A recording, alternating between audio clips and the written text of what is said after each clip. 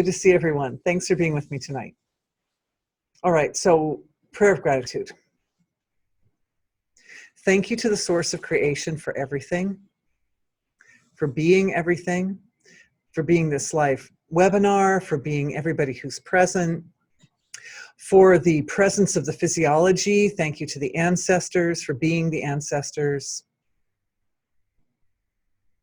Thank you for being the eternal tradition of wisdom, whose role is to anchor the flow of knowledge. And thank you for being all the forms of consciousness responsible for healing and for balancing, for nourishing, and for integrating our physiologies, for integrating being in the physiology so that these physiologies are as perfect expressions of divinity as they can possibly be.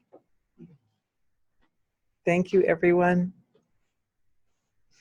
All right, so what is energy healing? Energy healing is the process of focusing attention in order to affect transformation or change in the dense, more relative levels of creation. So we're using something subtle to affect something gross or dense. That's the idea.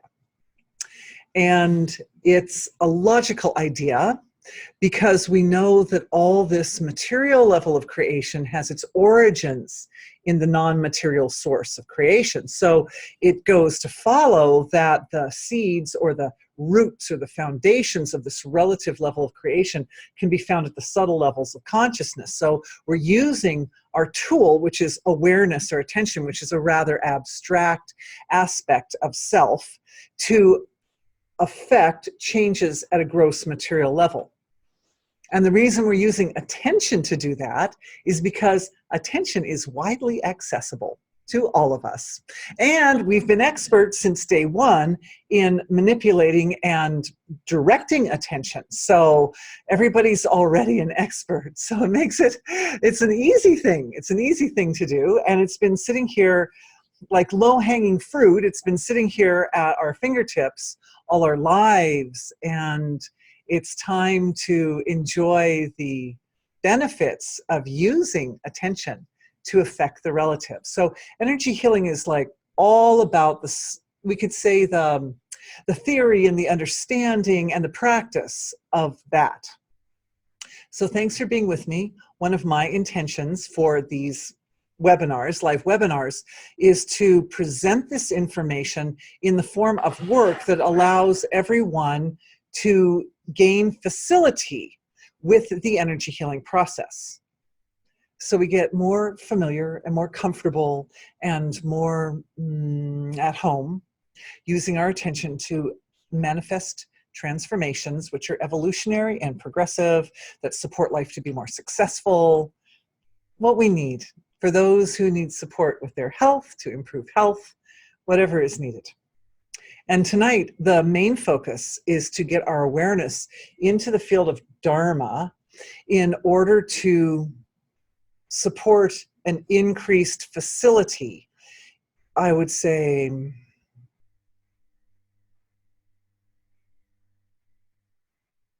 increased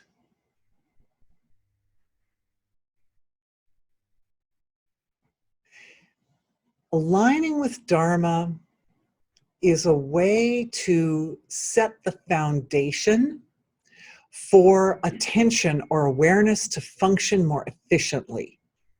So what we're really doing in this webinar, all the energy healing that we'll do tonight, will be aimed at creating a more stable foundation for everyone here to be able to do energy healing more effectively in the long run. So we won't be going so much into the nitty-gritty details of like how we probably will some, how that attention is the mechanics of how consciousness is specifically changing this or that, but going more towards folding consciousness from a deep abstract level into its own nature, because the Dharma as a quality is abstract. If you have an illness, say you have pain in, say, the neck or shoulders, that's very concrete. So it's the focus of attention into the neck or shoulders is pretty straightforward. you can get your hands up there and get your hand chakras going or whatever. But Dharma, it's like, well, where do I put my hand chakra to get it right on my Dharma? Because the Dharma is abstract. So anyway, we're going to take a good deep look at Dharma and kind of get that identified and clarified so that the focus of attention is very concise. And then with that concise flow of attention, whatever is required to uplift everyone's ability to function in alignment with their true Dharma, then that's what we'll do. And actually, it's not my choice and decision what that is. I'm actually building what we're doing on top of the collective effect of everyone's consciousness together, because as a group, we are this amazing force. We are this incredible, clear, lucid, powerful collective, which provides a broader foundation for me to be able to see what's going on and to describe to you what's happening. So I don't kind of try to decide ahead of time how I'm going to, I'm not planning to manipulate things from this end. I'm just planning on bouncing my awareness off the group and then leveraging that broader perspective, which is provided by a collective, to bring that perspective out to all of you guys. And we are going to do this together, which is the fun of it. So thanks for being with me. Okay, it's a ride. All right. So also, I will answer questions, and I usually leave those closer to the end. Looks like we've got questions coming in up here and from. We've got questions from the emails. So we'll look at everyone's questions tonight. Now, I'm just putting my awareness into our collective and kind of examining our space and our state. And I'm bowing down with gratitude to everyone's sweetness and goodness and clear intentions. Thank you. Thank you. And one of the first things I'm seeing is what looks to me like awareness is kind of spreading out a little bit with regards to space and time. So, that's the other thing. I just tell you what I'm seeing. So we all are present in this moment. But this moment that we're in is consistent with all the other moments that we were in with regards to the laws of nature of now.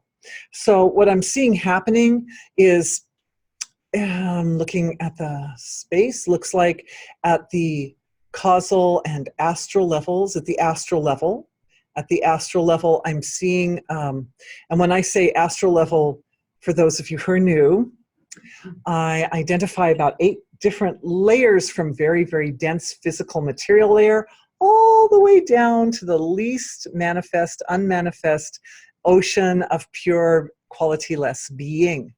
So, and in between, there are all these various layers of density. And the astral level is about here. And this astral level of self is a collective level of self where we connect with the rest of creation. That's where the web of life resides and where consciousness appears as threads or streams of being. So at the astral level, I'm seeing a little bit of a kind of a spreading out of the field of perception of time. So what that means is that our collective is stretching open the capacity to draw upon resources in both the past, what we think of as both the past and the future. So we're drawing on our personal resources. Everyone is drawing upon their personal resources, and particularly on future self. So the beauty of that is that as we move forward, we tend to evolve. We evolve. I don't even think we need to put the word tend to in there. As we move forward, we naturally evolve. And the presence of self in the future has answers to questions and problems that are present at this time And we, at this time, have answers to questions and problems that we've faced in the past. We've moved through them. So there's this opening in the astral level of self to a kind of a thickening or an expansion of the sense of time, is making available more information. And all information is inside information, which means it's all your own information coming to yourself. But this ability to stretch open the present moment, the quality of now, to broaden it or thicken it, makes accessible.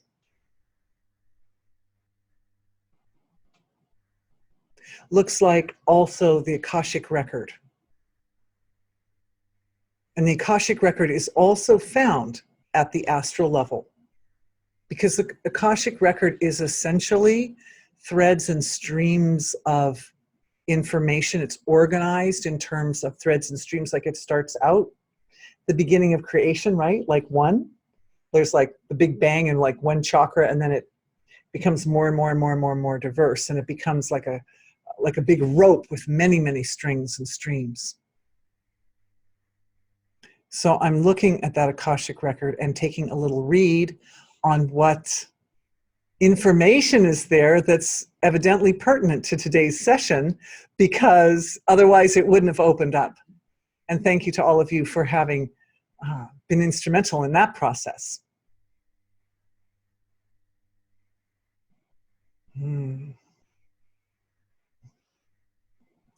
So my friend, David Buckland, presented the idea of nesting realities. I was just reading that blog today. It was a good one.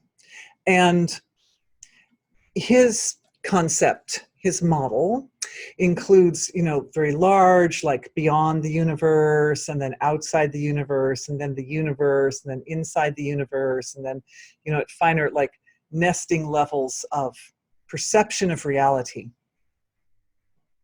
And I'm realizing just now that Dharma also fits into that model, and that according to the Vedic texts, and those of you who are Vedic scholars, if you can verify with me. If I'm off my mark, please let me know. But that there are these three types of Dharma. There's cosmic Dharma, occupational Dharma, and personal Dharma. And so they're kind of nesting, because cosmic Dharma is on a very wide level. Occupational is more like how we interface with the collective, and then personal Dharma is deep, just inside the self. And I'm thinking that maybe that word occupational Dharma might be a little more concise if we think of it in terms of maybe just collective Dharma, because there are things like family Dharma, right? Or country, there's like a Dharma of a country, or the Dharma of a particular profession, right? There's like the teaching Dharma. Of course, that would be professional Dharma, of course, but occupational Dharma. But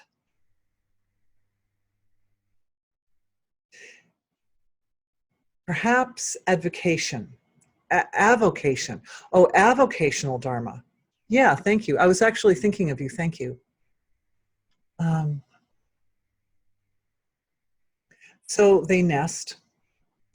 And when I was looking at it, what I was seeing was that this range of dharmas, from very sort of vast and huge, and we possess our little people, our little individual self, we also possess cosmic dharma, that this interfaces with the principle of free will and determinism. Because I realize that at a cosmic level, we don't really have a lot of free will about our cosmic dharma. Basically, anybody who breathes, I think that's just about everybody here, most everybody here, is fulfilling their cosmic dharma just by existing in their human bodies. And we've talked a lot about cosmic dharma in previous webinars, so I'm not going to spend a huge amount of time with that, but the cosmic dharma is the function of a human being to be an antenna of divinity and to experience the universe from a particular point of reference, from each individual point of reference. And so by being born, by existing, or even when we're not born, even if we're not in the body or we're not breathing, if we're in the spirit world or something, even then, as long as there is any form of individuality, then that soul is holding space for the universal self to understand itself in terms of specific levels of experience. So that's cosmic Dharma. And that's just happening. That's happening very spontaneously. So we can all feel confident that we're already fulfilling the biggest Dharma, our big cosmic Dharma, simply by existing and living in the world. And whether the life is a good life or a bad life or a happy life or whatever, how evolutionary it is, it still fulfills that. It still fulfills that need. Whatever the occupation. All right. So when we get into the more individual levels of Dharma, what we see is there's a great deal of choice. We have, and I think that's where the rubber meets the road for today's session, because aligning, I better get my title out again here. Manifesting our true Dharma indicates some level of choice on our part. And from an individual level, of course, we always have some level of choice as to what we do, how we handle situations. So that's where we're functioning at our collective. We've already got the cosmic Dharma established. And as I'm saying that, I'm looking out into the group and I'm thinking in terms of the cosmic Dharma established. And what I'm seeing is something like a kind of an offering being supplied by our collective that's going back to the field of being. It's going back to the cosmos, back to the source.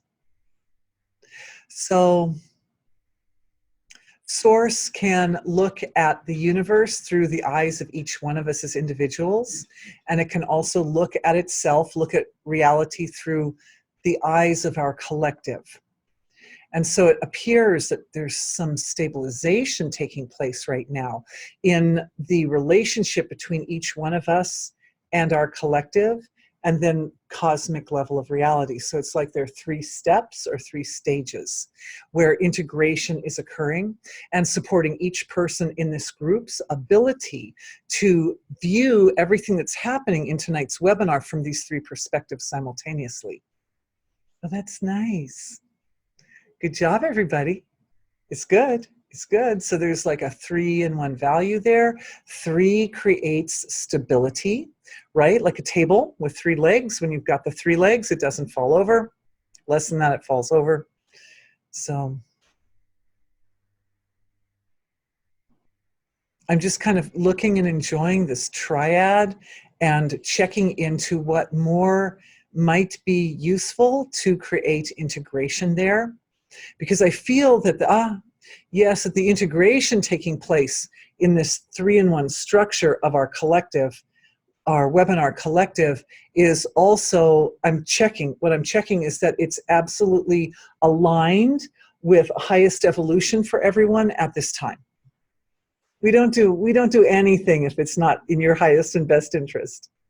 And it can modify and adjust as needed, but I'm just seeing that it came up, it was issued forth from the collective of our webinar group because it is in everyone's highest and best interest. And what I'm asking about it is I'm sort of comparing and contrasting the level of integration that's taking place, and I'm looking at the mechanics of how that's taking place with my own experience of, I'm using my body like a mirror, right? So I'm reflecting it off of this nervous system. How that relates to my own understanding of the integration of consciousness on those 3 levels.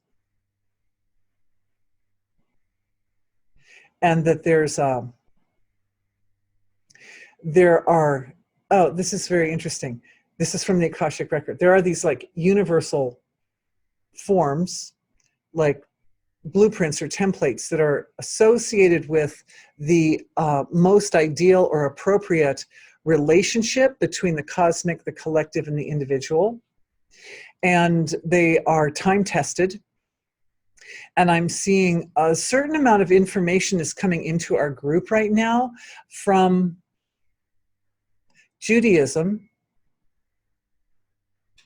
There's some principle. Now, I'm not Jewish, so I have no knowledge of this, but as I'm watching it come in, it appears that there's some area in Judaism that has sort of explored this a little bit, and they have come up with a model that works nicely. And it's some kind of old thing. It seems to date back, way back, centuries back in the history of our Earth, that there was a discovery that was made having to do with this. So when I'm seeing this model coming, it comes with this flavor, so I'm speaking it. So please forgive me, because I just speak what I'm experiencing, and I don't know exactly how that's going to interface with what you've got going on, but it certainly is connected to our ability to harness that relationship, the big, the infinitely large, the cosmic, the collective, and the individual, to harness the stability of that relationship in a way which promotes success, in a way which allows us to integrate it through use, essentially. It's integrating through use. And that's what this piece of information that's coming from, I mean, when I say Judaism, I really kind of feel like this may even predate what we think of as the Jewish religion today.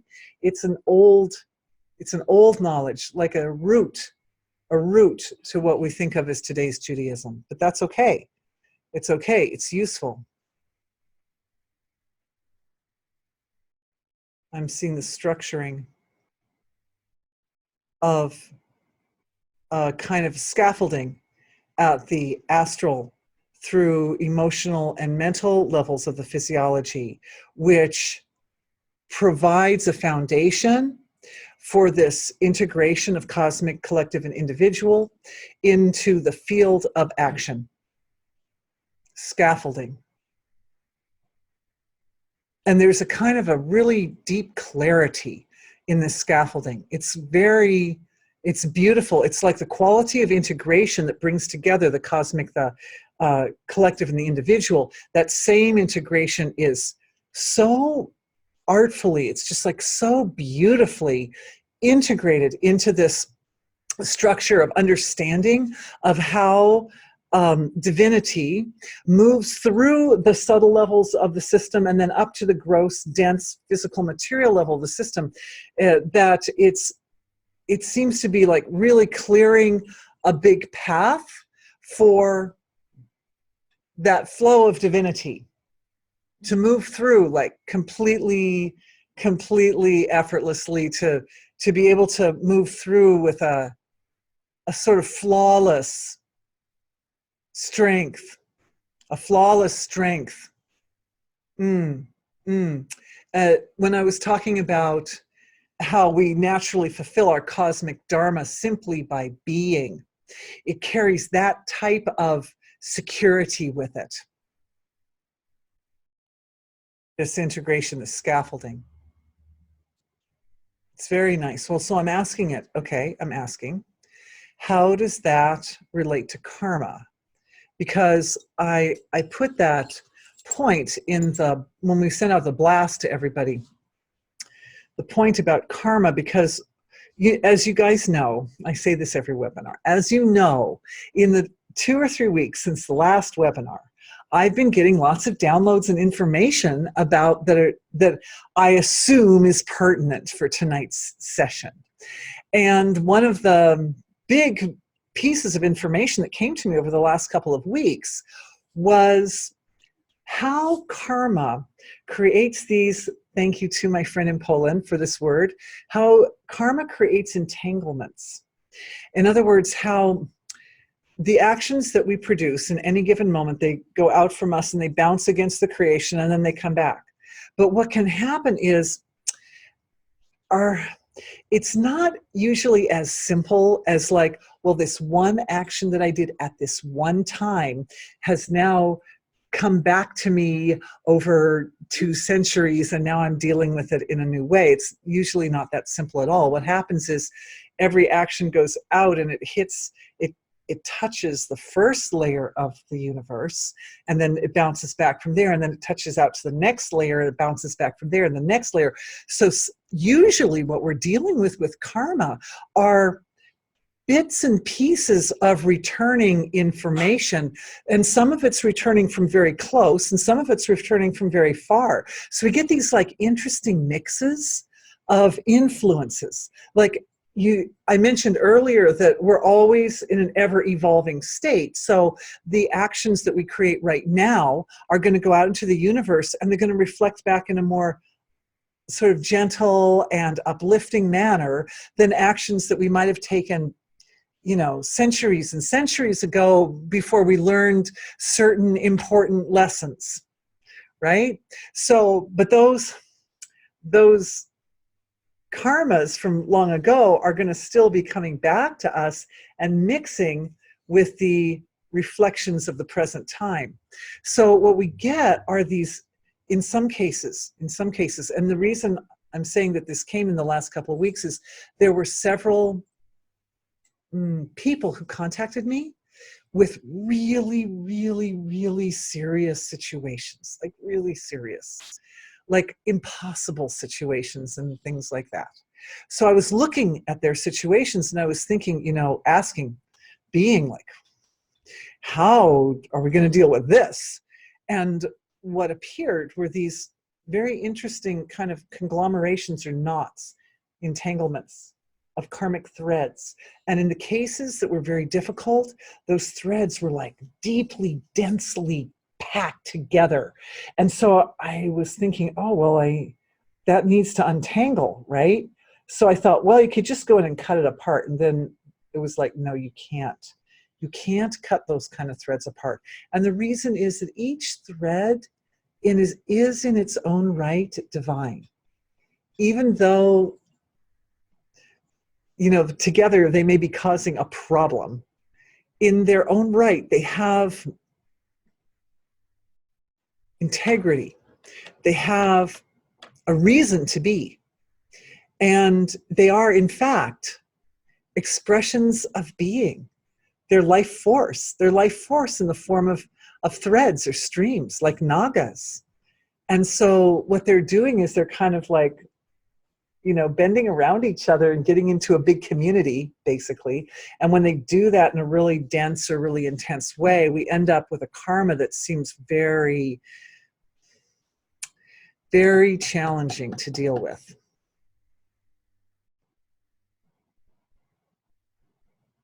How it relates to Dharma is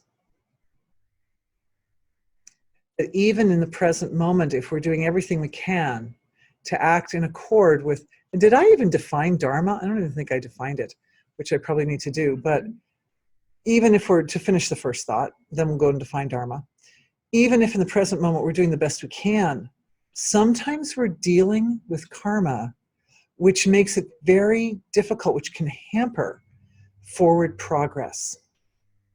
And this is most clearly observed in situations, for example, where we're in the collective level of Dharma, where we're dealing with other people. Say you have a job or you're a member of a family. Everybody who's here obviously has a mother and father somewhere. And so all of us experience being a son or a daughter, right? And so there's a kind of ideal form.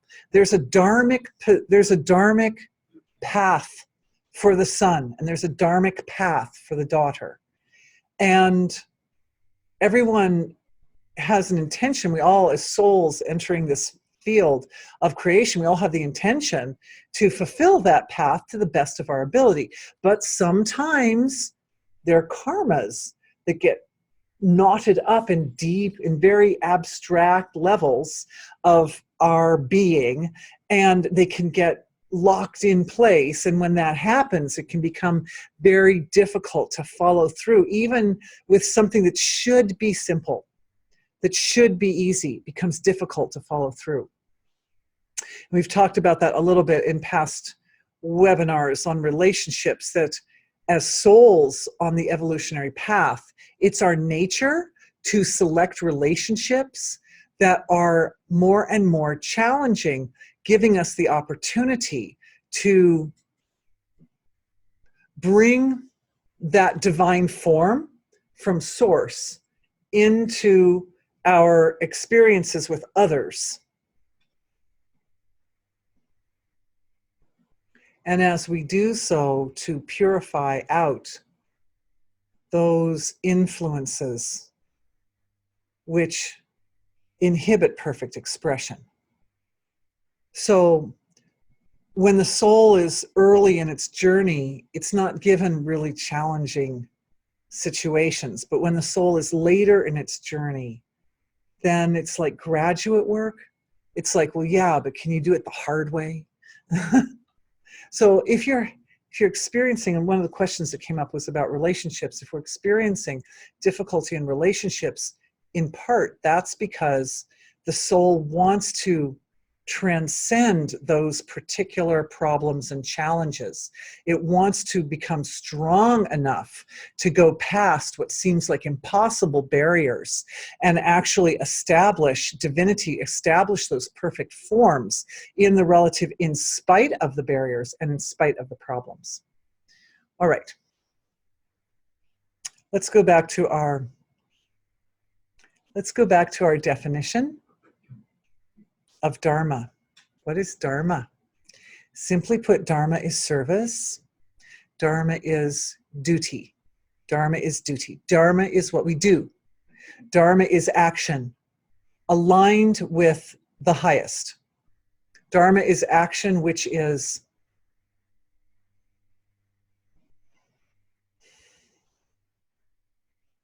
so beautifully expressive of what needs to be done at any given point, that action does not create any negative effects in the environment. And we talked about Dharma being like cosmic, collective, and individual, but also karma can be negative, positive, or neutral. So dharmic action creates only positive effect. Only positive effect. So we can think of Dharma as that which we are designed to do. That's that which we are meant to do.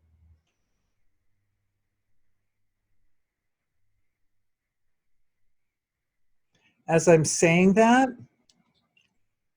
I'm looking at Dharma and I feel like awareness is following it back to its roots. It's following it back to its roots. And there's this incredible stability, integration, and strength in Dharma.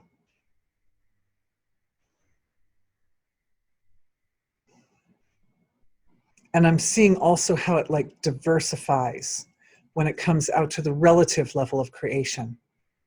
And I think as long as we're talking definitions of Dharma, even though I've talked about this a little bit before, it will be good for new people just to review quickly. And that is that in Vedic terminology, Dharma is seen as an animate form of a bull with 4 legs.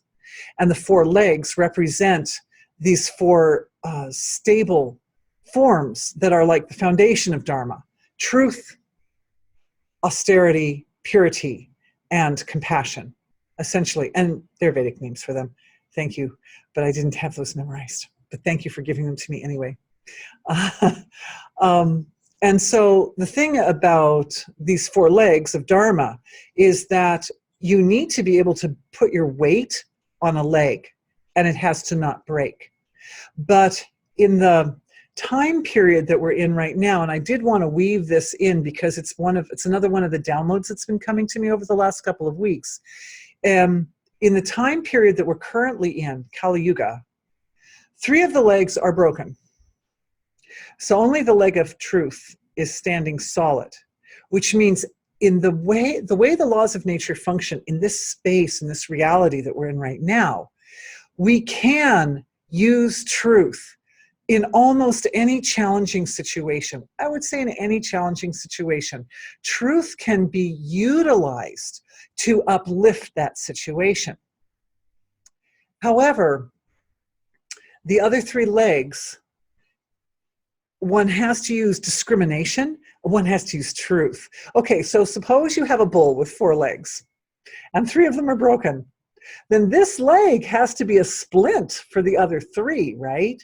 If you can lean the weight on the leg of truth, then the leg of truth has to somehow interface with the other 3 legs in order to promote the ability to use those 3 legs at all.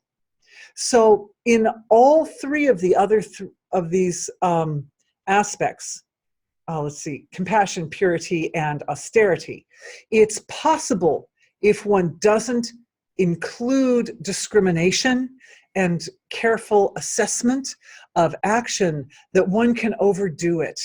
You can be too compassionate. You can be too obsessively, compulsively clean. You can be too austere to the point of like self-sacrifice. So it's important to be able to define where exactly is that line where I'm giving enough, I'm giving enough, say, compassion. I'm giving enough support to my friend or my family member that they have what they need in order to evolve as effectively as possible, but I'm not stepping across the line where I start enabling them to actually be weak, right? You want to, when you're being compassionate with somebody and you're giving of yourself to them, you want enough to be able to nurture and nourish that individual or group in a way that they get all the resources, they have that confidence, they have the resources to move forward with grace, but not so much. We don't want to make people weak by taking on their stuff and then making ourselves weak by taking on too much of other people's stuff, right? So there has to be a balance. And when I look at like that particular one, that particular example, the balance right there is provided by the source of creation. Because when, and I'm just using this as an example right now, but it's good to have a kind of concrete, because the whole topic of Dharma is like so abstract, right? So it's good to have this concrete example for a minute, that when the individual, if you're helping someone with your compassion, who is doing what to whom? The answer is that divinity is self-interacting at every point in creation. And that's the real truth. That's the deep truth, is that, oh, I may feel like, oh yes, I'm going and I'm taking food over to the Lord's cupboard to be passed out to poor people, or I'm whatever I'm doing to help someone. But the minute that sort of individual sense of self and that separate identity starts playing in, then it's really easy to make a mistake. So if we're helping, and you can imagine in my work, I help people, right? There's a sort of relationship, there's a helper relationship here. And so what I found was that the individual remains safe and stable as long as the intention comes from being. As long as there's no sense of, oh yes, I, my small individual ego self, I help that person. No, being is self-interacting. Being created that situation for them where they were suffering because they needed to bring more perfection into some area of their life. And what being did through this instrument was it shined the light of awareness right there on that spot so that they can see what's going on. And as soon as you see what's going on, it's almost a kind of a spontaneous reaction to take the next step to amend the problem. The reason sufferings arise is because we don't know what's the actual seed or root of that suffering. And until awareness has shined its light in on the seed of it, the suffering tends to continue. So in this case, what we're doing, back to our theme today, is what we want to do is we really want to establish that for everybody, for all of us and for everybody who will watch this video for all times in the future, to establish the ability to be so aligned with Dharma, with such perfection, that all the actions utilize the 4 legs of Dharma in their full potential, whatever their potential is in this time of creation, that we're using compassion intelligently, so we help others, but we don't enable them. And we're using purity intelligently. We're using austerity intelligently. So awareness is deep now into the seed or the source of Dharma, into the heart of the bull of Dharma. And the first thing that I'm noticing is it's like our whole, did anybody ever watch the Magic School Bus? I have children. So back in the day, the teacher gets all the kids on the Magic School Bus, and the Magic School Bus can go places regular school buses can't go. I feel like that's us right now. I miss Frizzle. Oh, she had frizzy hair like me too, anyway. So it's like our collective has sort of settled down into this sort of core construct of Dharma. And I'm just looking around. That's what they do on the Magic School Bus. They go inside the circulatory system, and explore what's going on in there. And you just look around like, what is going on? And okay, I'm seeing a whole bunch of different things. Here's the read. So the first thing I noticed was that integration and stability, that we've been working with that energy all along. The second thing I noticed was a connection to all the laws of nature and the laws as established, the established laws. And that means those, but not just the laws themselves as individual laws, but more like the originator of the laws, Manu. There's a relationship between Manu and the bull of Dharma.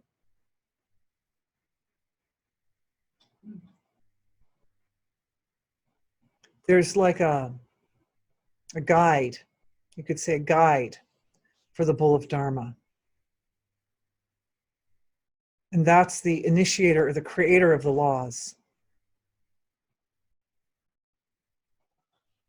So everybody's receiving a download now for this, the creator of the laws, and a connection between the home or the source of the laws of nature and right into the heart. And as a collective, I'm feeling us in the heart of Dharma, but I'm also experiencing that the heart of Dharma has a correlation with our literal heart areas of our bodies. That big central Hridaya Mahamarma area, that big energy field of the heart area it's like creation is made like that in a kind of fractal structure, so that the larger forms the nestled realities, again, they're all nestled together. So there's some kind of connection being made between the devotion in the heart of Dharma to this source of all the laws, with an upgrade or an increased intelligence in our heart areas to recognize, understand, perceive, increasing sensitivity, increasing heart sensitivity to those structures that are responsible for the laws. And for us as individuals, it seems that what we're getting is a little bit more specified information than is taking place in the heart of the bull of Dharma. In the heart of the bull of Dharma, it's like, it almost kind of reminds me of some kind of luscious love affair or something, some kind of luscious, deep, intense, outside the range of what we think of as human experiences. But there's a kind of a deep connection between the original laws, the giver, the creator of the laws of nature, and the bull of Dharma. It's such an integration. I'm having, you can tell I'm having a little trouble finding just the right words for it. But I can find pretty good words for how it's structuring in our physiologies. And that is a very clear, beautiful, concise alignment of understanding with the principle of the laws. And this piece of information really wants to come out right now. And that is that around the entanglements of karma, around the seeds of suffering, there's this tendency for, if we think of the suffering, the seeds of suffering like a seed, around it there tends to accumulate like a shell of intense emotions. And I realize this is one reason why people sometimes have difficulty when they're having a problem on the surface or a concern of actually like digging down and getting into the seed of that concern. It's because it's like camouflaged in a way, often by these rather intense feelings or emotions. And Dharma indicates that whatever one is feeling emotionally, there's still a course of action which will promote success. And so it's almost always more useful to align awareness with the behavior, the action, which will be life supporting, rather than letting oneself be gripped and swayed or be kind of carried away by the emotional element. It's important to know, this is really important, everybody. You have to understand when you're facing an emotional structure, something inside yourself that's really, really uncomfortable, it's not completely dense. Inside that feeling is the seed of the discord. And so if you can sort of move past, if you can transcend through or navigate, there we go, navigate through that hard hull or that hard shell of the discordant feelings that tend to cluster around the seeds, these entanglements of karma, then which form the seeds of suffering, right? Okay, so if you can navigate through that, you can get into the entanglement. And then from there, it's possible to start to unweave the entanglement of karma, to address each thread. Sometimes it can be tedious, but it's always extremely interesting and rewarding, because if you can pick out even one thread from that entanglement and bring it to a place of resolution, then that entanglement becomes a little bit smaller. So the ability to act with steadiness and reason and logic and a sense of purpose and highest intention for everyone's best outcome needs to be more stable than the impulse to react to the emotions. As soon as, if you're approaching an entanglement of karma and you hit that wall of emotions, if an individual lets themselves start to become reactive to the emotions, what happens is it catapults awareness away from that seed, and then you have to start all over digging your way back in again. So I'm describing it to you so that you are forewarned. Forewarned is forearmed. That when these dense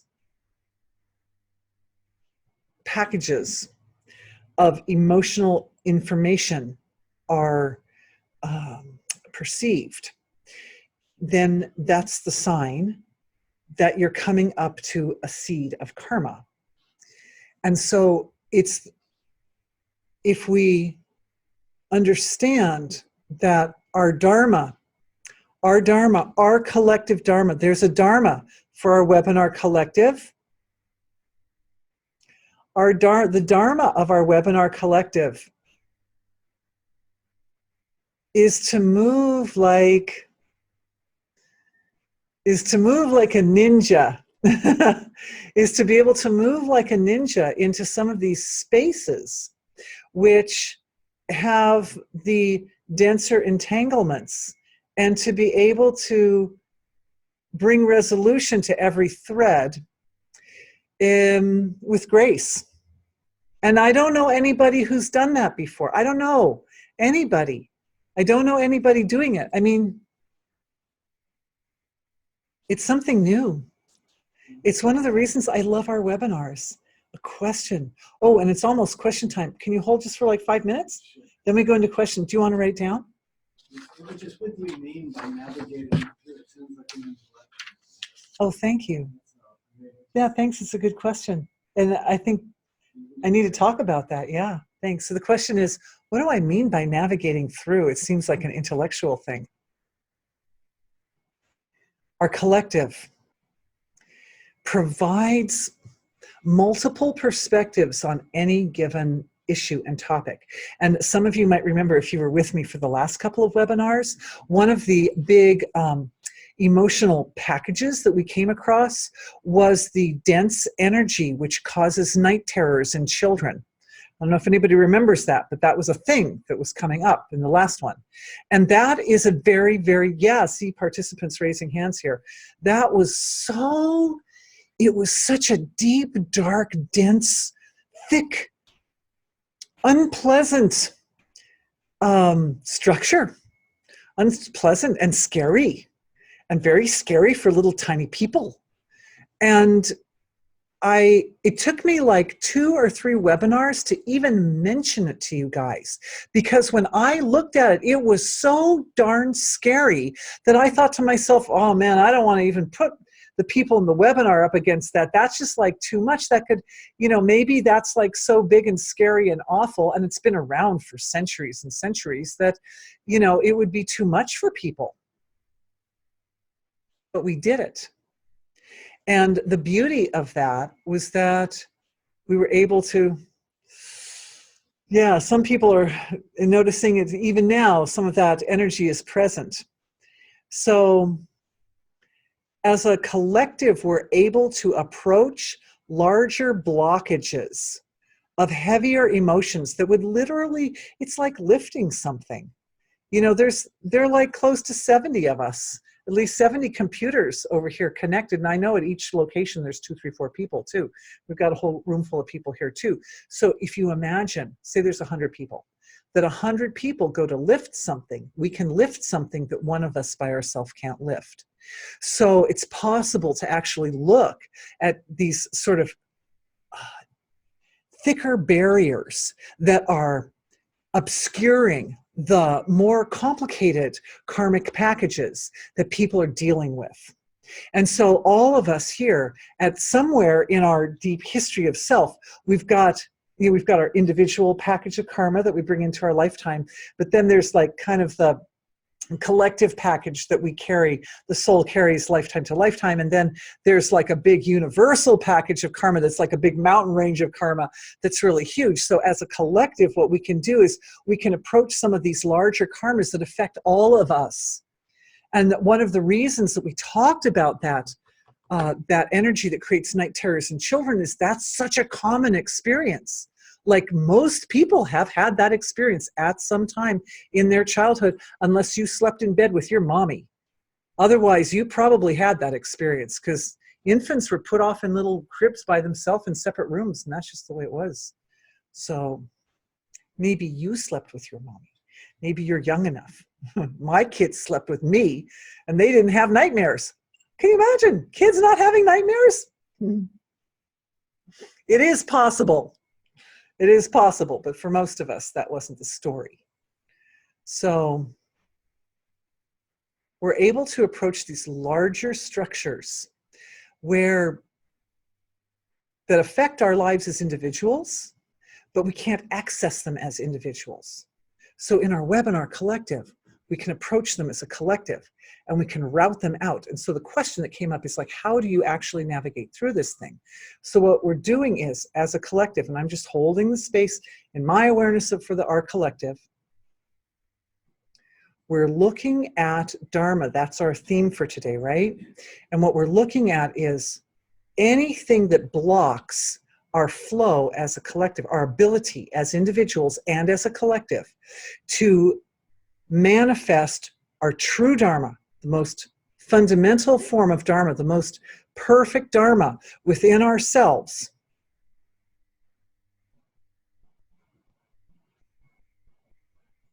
And one of the things I'm seeing are some of the life challenges that we set up for ourselves before we came into this lifetime. Temptations, attachments to life being a certain way,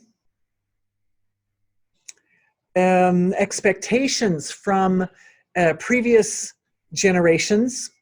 Expectations will cause a person to go in a certain direction that maybe wasn't their true direction, and above all, ignorance. Above all, ignorance. Ignorance. Now we got to the core of it.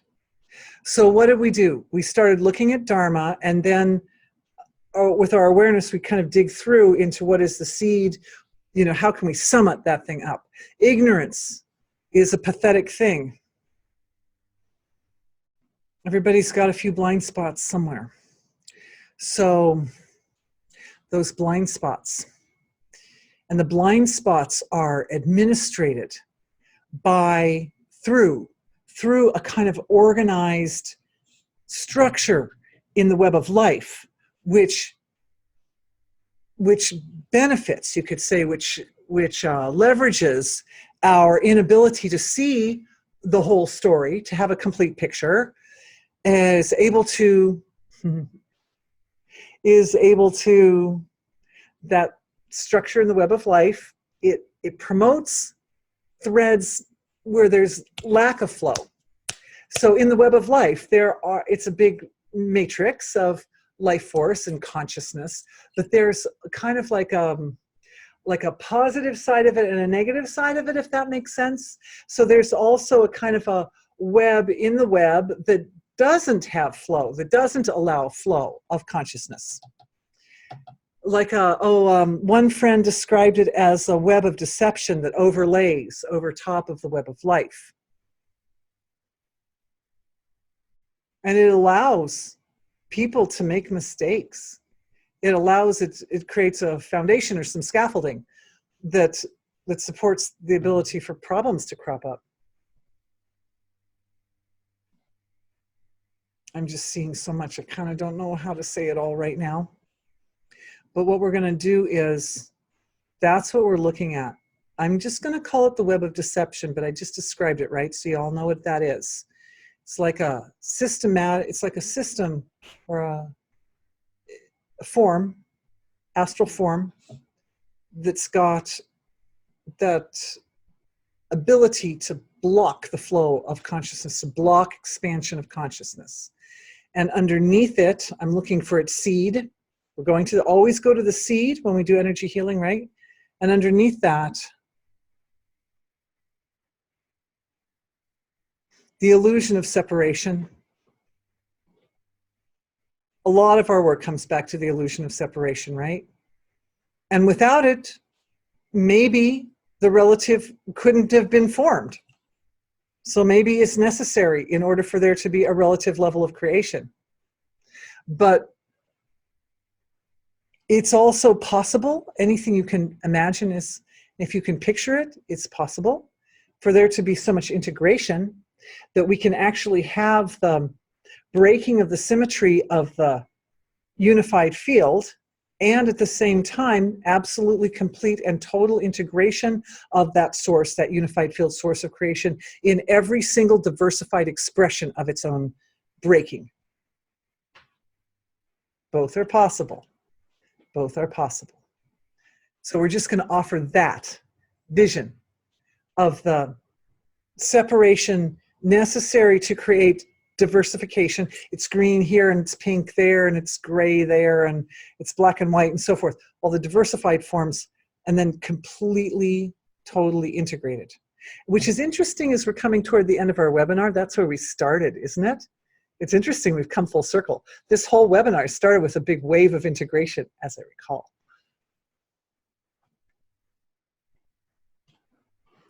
So the integration is part of the navigational structure. It brings all the pieces together. They're all those threads that bounce or reflect through the web of life to each one of us and are responsible for those blind spots. And here's the beauty of it. As our collective is working with these threads of consciousness, there's this element of reverence and tenderness and gratitude and care, discrimination, that discrimination. So we're standing on the leg of truth, right? So that we're discriminating very, very carefully as we're moving. Our collective is moving through this, what did I call, web of deception, to uplift every single thread, every single dark thread that blocks the flow of consciousness. Every single one is uplifted. It's infused with light. It's infused with the light of being, of divine being.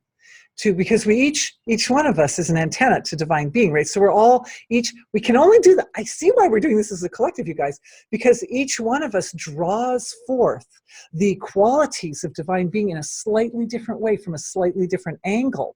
And the thing about this structure that's in the web of life that blocks the flow of consciousness is that each one of these little dark threads, if we want to call them dark threads, requires a different angle or flavor or quality of the light of being in order to be like woken up, to be awakened, to be infused with an integrated being, to integrate with being, divine being, so that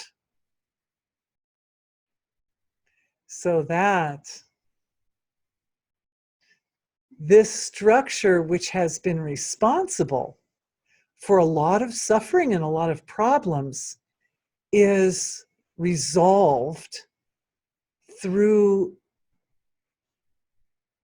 an act of loving, compassionate application of truth. The light of being is truth. It's kind of like the bull in the china shop, only this time now we realize we're working with a very sophisticated bull who knows how to tiptoe delicately through even the tiniest threads, down to the tiniest threads. So I'm seeing this effect that our collective created. Now remember, when we create an effect, it goes out into the creation, right? And it bounces off the first layer and then it comes back and it bounces off the second.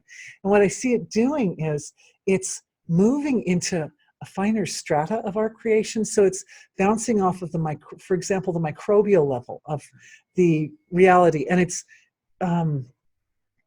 supporting the health and well-being of the microbiome, among other things. Nice job, everybody. Big upgrade for everyone's digestion. Thank you all for that. So that we become kind of living, breathing manifestations of optimal digestion, optimal relationship between the individual and their microbiome. Good stuff. I want to take some questions. We're just 10 minutes out from the end here. Oh, yes. Thank you. One of the questions at 8:07 was if I could define Dharma. I hope I defined that sufficiently. So we were thinking on the same lines. Thank you.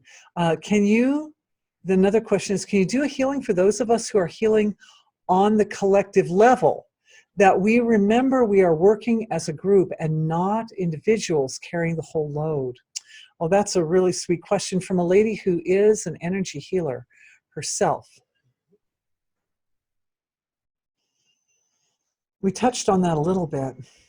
One of the things that we did at the beginning of this webinar, you might recall, is that we kind of broke a little bit loose from the constraints of the present moment being very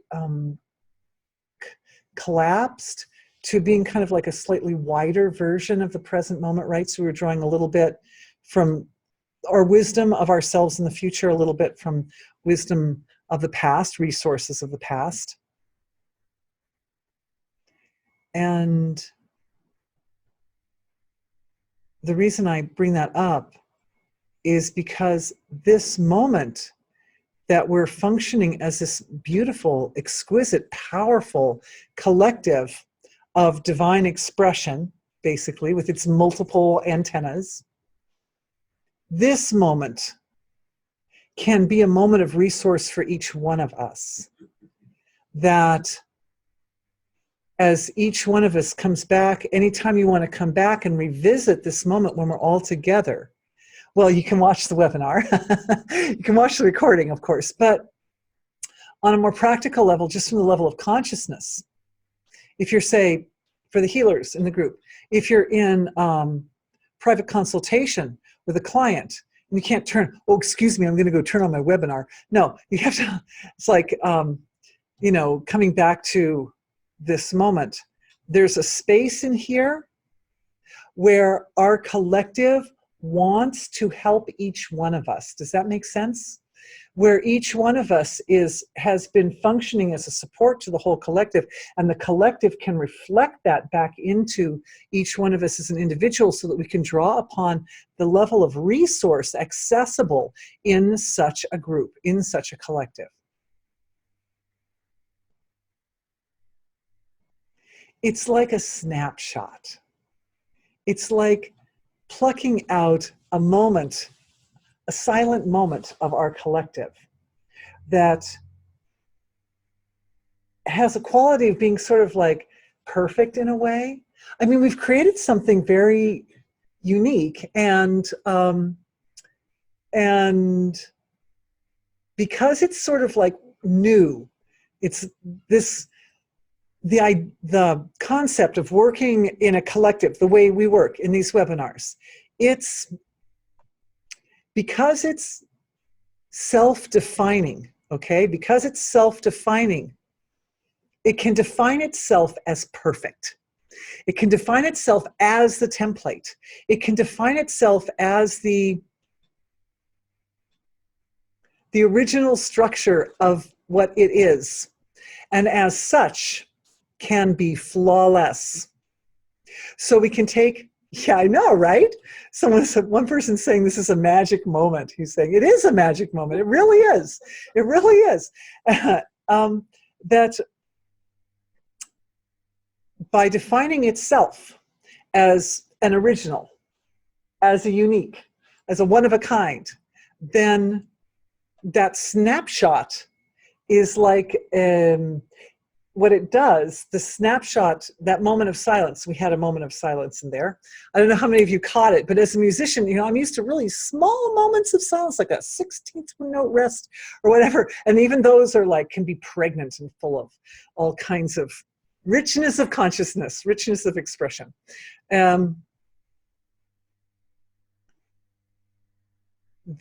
We create a template. We created a template, or a blueprint, I guess, of what a collective like this can be, or should be, or could be.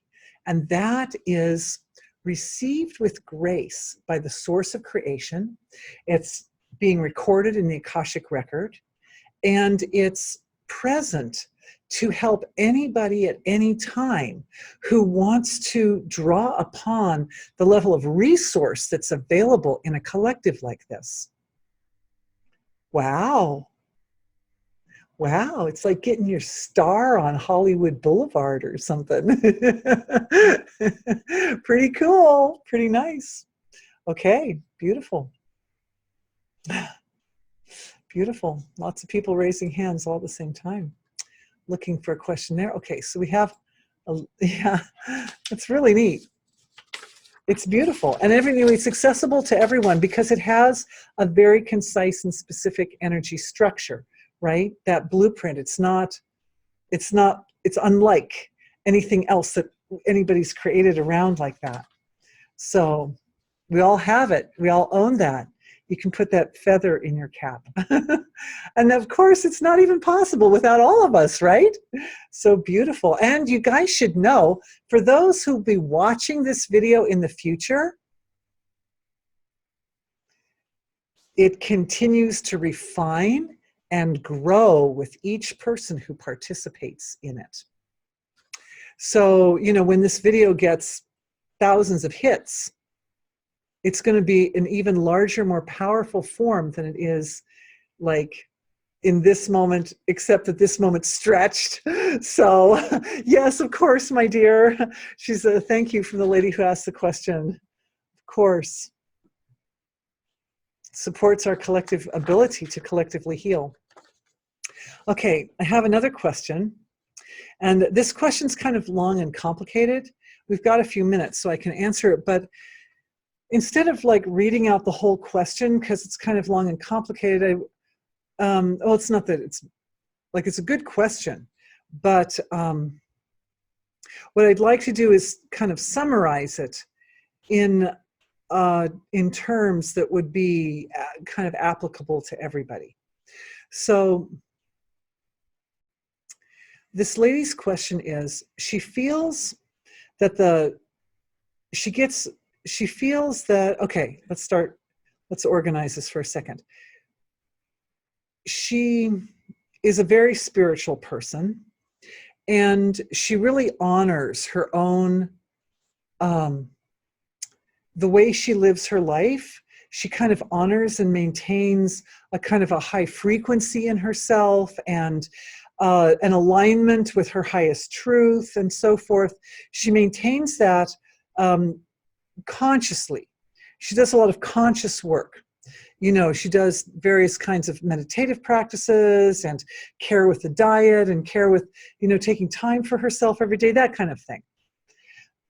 But she feels that she gets stress in her life, and she experiences misalignment, physical misalignment in the body, because she has a lot of trouble with relationships, particularly with authority figures. And she feels that a lot of times there are situations where she's under the constraints of rules that are set down by people at higher levels that do not allow her to maintain her nice lifestyle that she'd like to maintain, or that put limitations on her that she feels makes it harder for her to progress in a spiritual manner. So I think that pretty well. I think that's a pretty good summing of it. So the question is, what do you do if you feel clear on what your appropriate behavior should be and how you need to handle and administrate your own life, and you have to go to a job where you're given more work than you can actually physically do in a day, which is one of the things she's dealing with, or you have to work with dysfunctional people, which is another thing she's doing, and that she feels like a lot of that dysfunction tries to impose itself on her nice sacred space that she's created. So I'm looking at that situation, and the first thing that I'm seeing is that sometimes we feel as if we've created something, we've built up a structure, which is really valuable, and it is valuable, and it is good. However, if it can be taken out, if it can be shaken or destroyed by so much as someone else's rude behavior, or you know, an overwhelming amount of work, or rules and regulations that are set down by people who literally don't care about their spiritual evolution. So they don't, you know, they kind of expect, well, you know, you may as well just stay up till midnight and to get all this work done, or whatever their story is, you know, without honoring the need for the body's sleep and so forth. So if what we've constructed is vulnerable and can be broken down by those outside influences, it means that it actually could be stronger. So the principle here is the part that you feel that you lose, whatever aspect of your own light or your own effulgence or your own spiritual prowess, whatever you feel that you lose is some construct which wasn't 100% anchored in immovable being. Because when the presence of being is the foundation on that thing, like fully, completely, it's integrated, then it cannot be shaken, and it cannot be destroyed, and it cannot be moved, and it cannot be broken down. So if you build up a structure and then it gets broken down, and then you build it up again and then it gets broken down again, and then you build it up again and it gets broken down again, it means that you are you are creating it in layers. Each time it gets broken down, it's like the dyeing the cloth analogy, right? In the old days, to make the color fast, you dip the cloth in the dye, the pink dye, and then you put it out in the sun, and the sun causes all the color to fade out. But it doesn't cause that one little piece to fade out. There's like a little bit of pinkishness. And then you put it in the pink dye again. And back in the day, they would go back and forth between the dye and the sun a lot of times, because they didn't have those chemicals, right, that we have today. They go back and forth between the dye and the sun. And eventually, the color would become so fast in the cloth that it wouldn't come out of the cloth. So essentially, I feel that that's kind of an overview of the situation that you're dealing with. Everything you're doing, having a careful diet, going to bed on time, taking care of your body, you know, making sure you get proper nutrition, etc., doing your meditative practices, your asanas, your exercise, all these things are building up layers of stability in the system. And every time those particular influences from the environment that your big soul, your big overarching divine cosmic soul has chosen those specific influences to be just the right kind of fading of your cloth, that every time they come in, they're not going to fade it completely. There will always be a piece that remains of your integrity, of your stability in your spiritual goodness and your spiritual power. And so over time, what will happen is nothing will shake it. Nothing will shake it. And when something does come to shake it, it's a gift, because it shows you exactly where the next time you go in, you need to put more dye. Does that make sense? I hope that makes sense. I hope that answers the question. Thank you for the amazing questions today, everybody. And thank you for being patient with me as we went just a little bit over time. But it was so wonderful to be with all of you. I am very grateful. I'm grateful from the bottom of my heart. Oh, many hands are going up everywhere. Yes, I love everybody dearly. Thank you, everybody. It's so good to be with you. I will see most of you, a lot of you, I'll get to see again tomorrow, because many are on the subscription program and or have paid for two. And so I look forward to picking up tomorrow where we left off today, and we will take this even farther. So wishing everybody a beautiful night. And for those of you who are on the Pacific Rim, a beautiful day. Thank you for being with me, and we'll do it again. Bye.